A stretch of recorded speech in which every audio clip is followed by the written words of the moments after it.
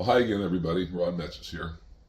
Um, Normally, I would do a video on something related to meteorites, either showing a new piece or a collection or some kind of a specialty video in processing, electrolysis, things like that. This time, though, we're going to do something a little bit different. Recently, made myself a meteorite sign just to hang in the room, just a tchotchke, out of half-inch copper plumbing parts, pipes and fittings and whatnot. So I showed these to my grandkids, and of course they liked it, but they wanted their names done the same way.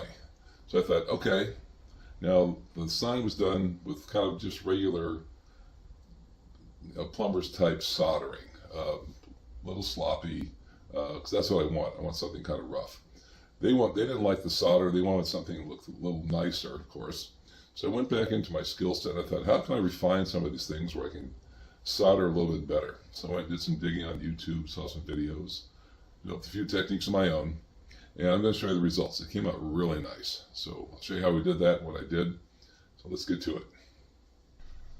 This is the sign that I made for my meteorite collection. As you can see, it's made out of copper fittings. What I left untreated were the joints with the solder. I didn't clean those up very well. I wanted to have kind of a steampunk look and kind of a raw image. My grandkids liked the letters. They didn't like the solder. They thought it looked kind of weird. So what I did was this.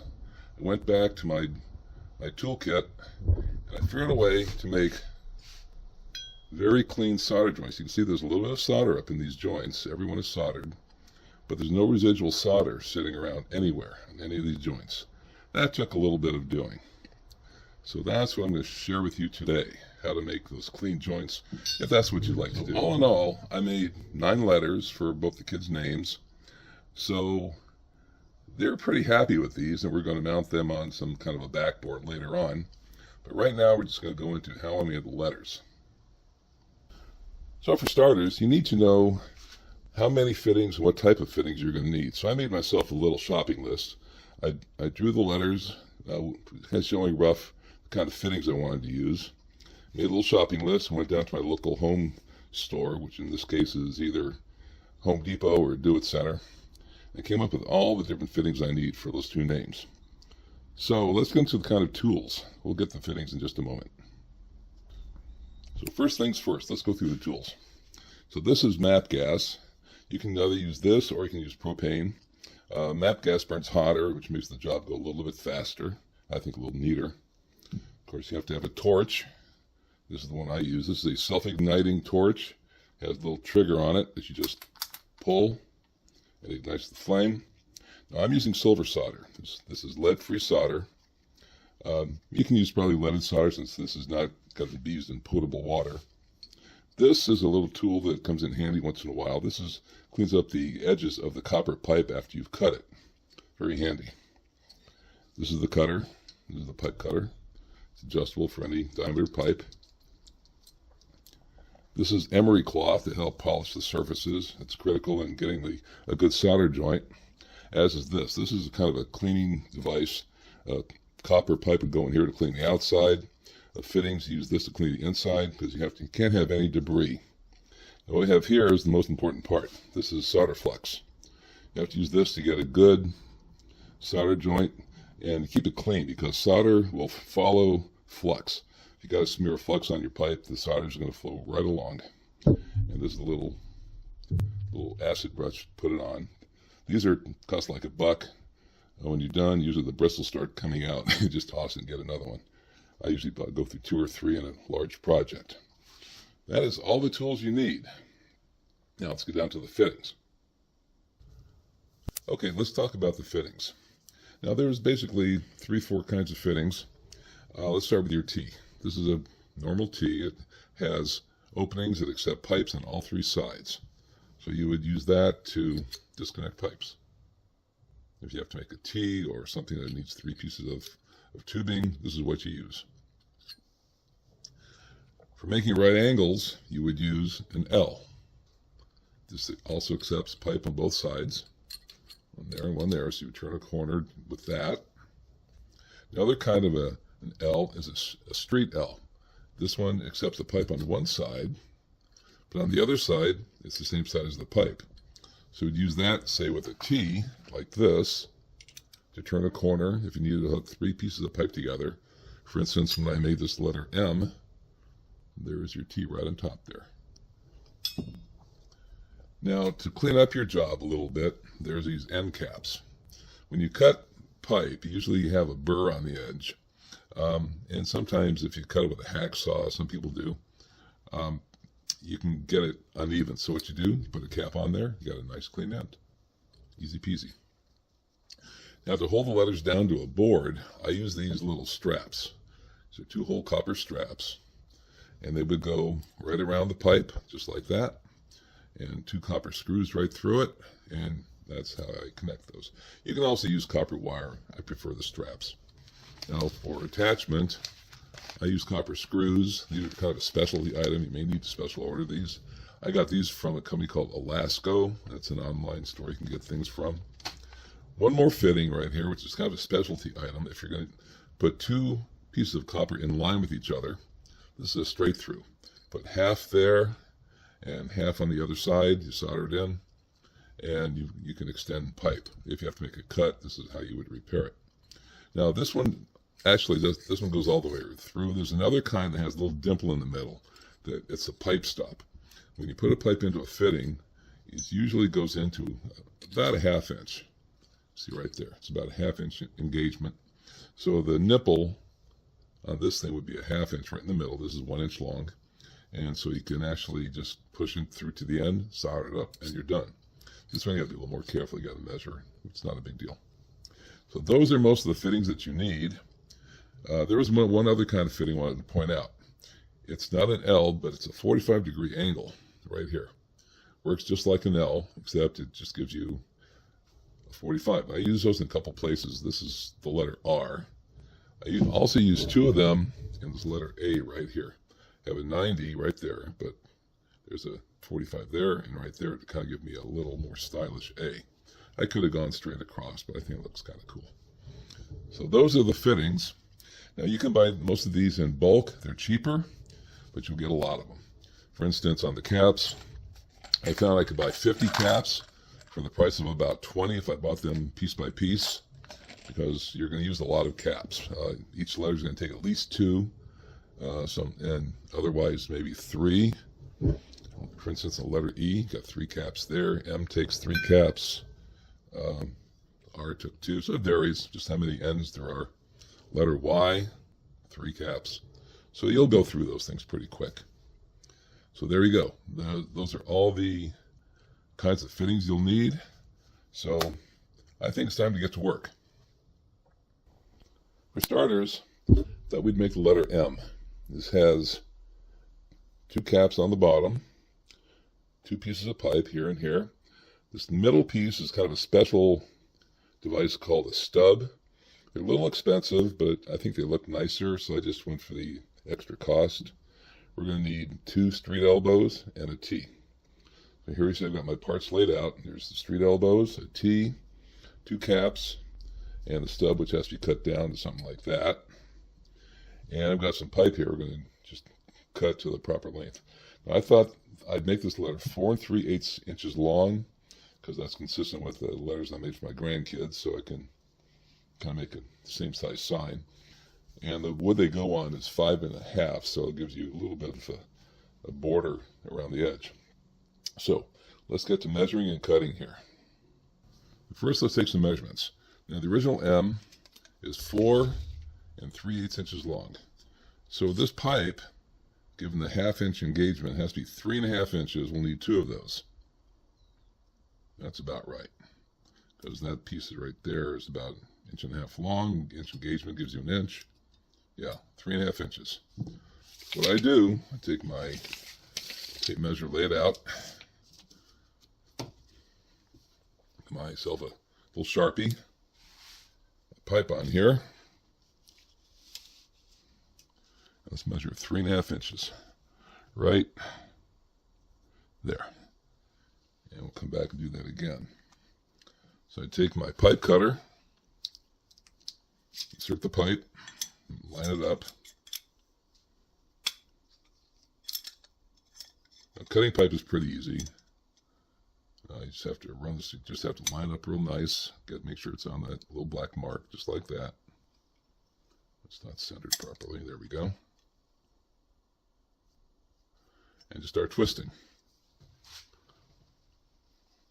And as it loosens up, you tighten a little bit more, a little bit more. And in a moment, it'll fall off in your hand, more or less. It's starting to loosen already. There it is. There's my 3.5 inch piece. Perfect. Do that one more time, then we'll move on to the stub. Okay, I finished cutting the second piece. I have now 2 pieces 3.5 inches long. So let's go ahead and dry fit these pieces together just to get a final size. So this goes into that street L. This one goes into the other street L. Both of these go into the T. One there and one there. Now we're starting to shape up on the M, starting to look like something. Of course, the caps go on the bottom, just like that. One goes here. If I can get it on, there we go. Okay, now what we have to do is figure out how long we want that stub to be. So we'll make it look just like this one. So I'm going to tape measure, and let's see what it's going to be. So it should be, give it a 1/2 inch engagement. Well, let's give it 2 1/2 inches long. That's close enough. So I'm going to measure 2.5 inches down.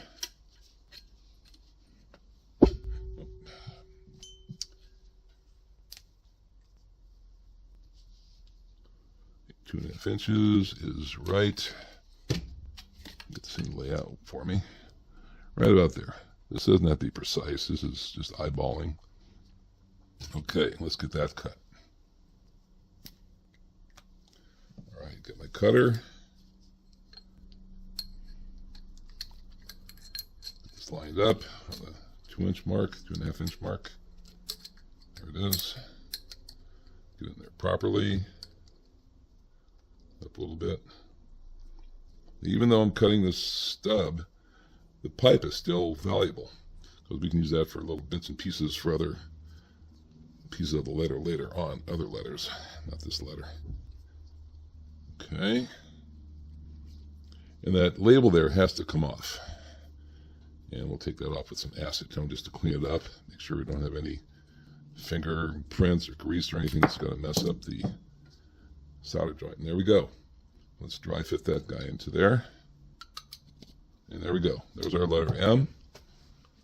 So now all we have to do is put it together. All right, I've taken off that label. There's still a lot of gummy stuff left on there. So what I'm going to do, I'm going to take some acetone, put on a rag, and that'll just come right off. Cleanliness is paramount in soldering. Can't have any kind of residue on the surface. Oils, inks. You gotta have an absolutely clean surface, otherwise the solder won't take properly. All right, that looks pretty good. You can shine it up a little bit.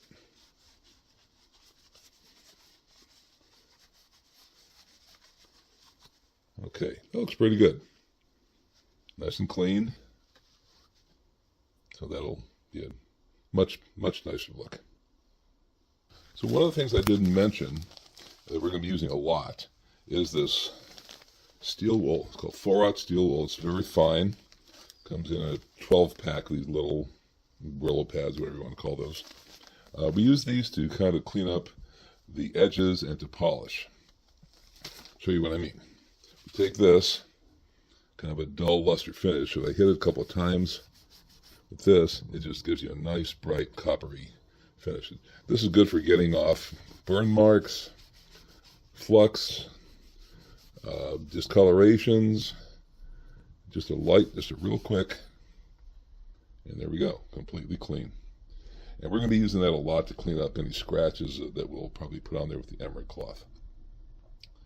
So, now the next thing we have to do is every edge has to be scored, it cleans up. We take this little device here, this cleans up the edges. We're going to use the inside piece here to clean the edge of the pipes. Takes a couple of times around. come up with a nice clean edge. It's about a 1/2 inch in length. And we do this on every piece of pipe. Here we have the 2 copper pieces, the 3 tubes. We're going to do the same thing on both ends. Just give it a couple of twists, that's all you need to do. You get a nice clean edge there, that's where the flux is going to go. Flux doesn't like to have contaminants in there. It likes a nice, also gives you a scratched surface, which gives the solder something to latch on to. See there? Do the other one. Doesn't take very long. A neat joint is all about preparation.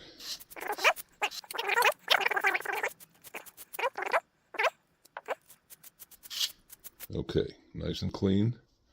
Now the opposite, we use this to clean the area where the pipe goes. Stick it in there and twist it around.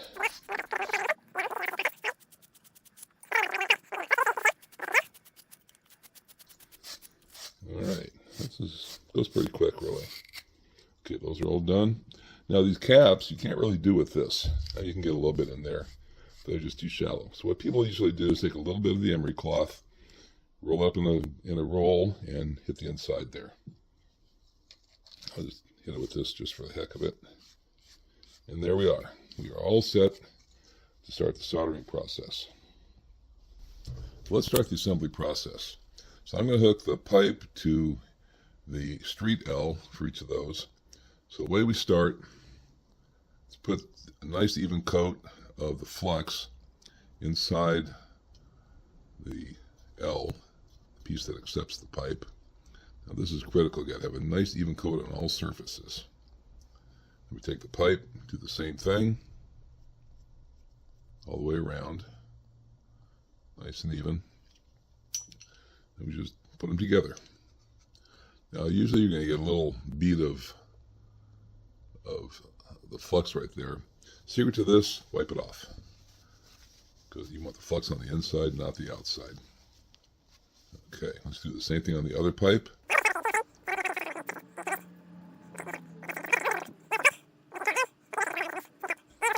And the same thing, we will wipe off the excess. There, there's no flux showing on either pipe. Now we're ready to solder these together. I like to solder in pieces. That gives me an opportunity to clean up the joint a little bit before I assemble the whole letter. So now I've got my pipe in the vise so I can hold it steady. I'm going to use my silver solder.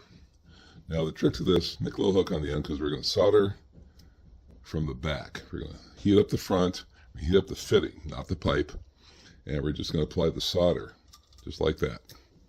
So let's do that. Now, about the flame, you want to get the blue part, the blue tip of the flame, right on the fitting. So let's see if we can do that. That's the hottest part of the flame. And what I like to do is heat it up until I see a bright green flame, just like that, which means we're hot enough to take the flame away, apply some solder. It should just go right on in. And that's all there is to it. Now that's fully soldered. And then what I do, to clean it up a little bit, I take a rag and just wipe it off. Get any excess solder that's off of there. You see we do have some solder on the edge here, but it's very thin. We're going to take that off with some emery cloth. We have to let this cool down. So what I'm going to do, I have my pair of pliers. Take this out of here, and we're going to put it over here to cool down a little bit. And we'll put the other one in there. Do the same thing. So putting it in there.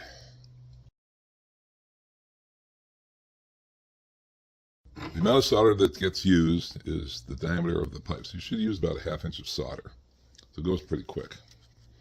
All right, let's do that again. Flame on. The blue part of the flame on the fitting. Okay, until it turns green. There it goes, a little bit more. Oh, I love that green flame, it's so pretty. And then this goes right on in. That's all you have to do. Any question about it, you can always reheat it. Solder will go by capillary action into the fitting. Okay, that's all there is to it. Now, you can see we have some burn on there. All right, so we're just going to take this, kind of wipe it off a little bit, and let it cool now for a little while. The pipes have cooled down enough I can handle them. Now we're going to take off some of the burn. So we're going to take our 4/0 steel wool and just give it a quick wipe. We'll do a lot more of this as we go. But right now, because I'm just going to take off the surface stuff, because we're going to solder more of this, it's going to burn again. So I don't have to be really crucial about it. But there's the joint right there. A little bit of solder on the outside, which we're going to address. You can see it's soldered all the way around. The other one is the same way. Let's do the same thing to it.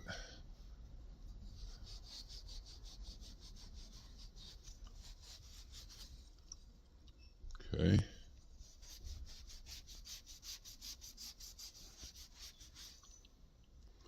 All right, and there's the other one. A little bit of solder up there, right there. It's a thin bead.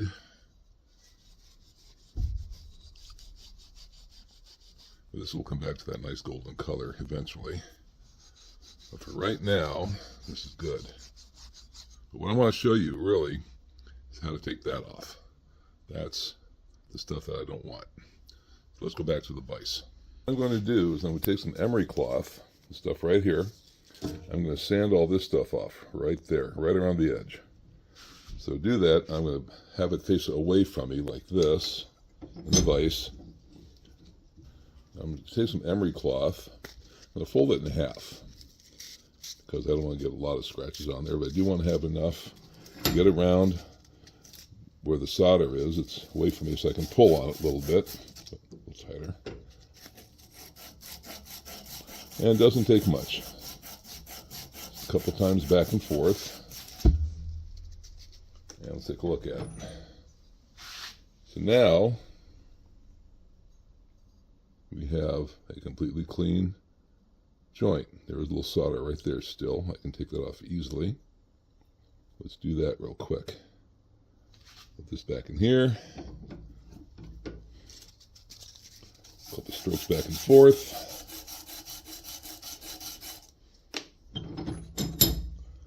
And that solder is gone. Now this may look like it's all scratched up, but this is where the magic comes in. Okay, we're out of the vise. I got my 4/0 steel wool. Just gonna polish it up a little bit more. Won't be as shiny, but it's gonna be all right. We'll take out all the scratches, and there you are, nice and shiny. No solder showing. That's the secret to doing this. Is clean up. And that's how you make those joints. So we'll continue on in the same process for the rest of the letter. So using the techniques I've shown in this video, I went ahead and completed the letter M. I'm just giving it a final buff here to get off any fingerprints and oils, whatnot. So you can use this technique to make virtually any letter. Now, some letters may require some creativity in how to put them together, but basically use the same techniques. So I hope you all enjoyed this video. I certainly learned something doing it. So until next time, it's Ron Metz just signing off, and we'll see you on the other side. Bye.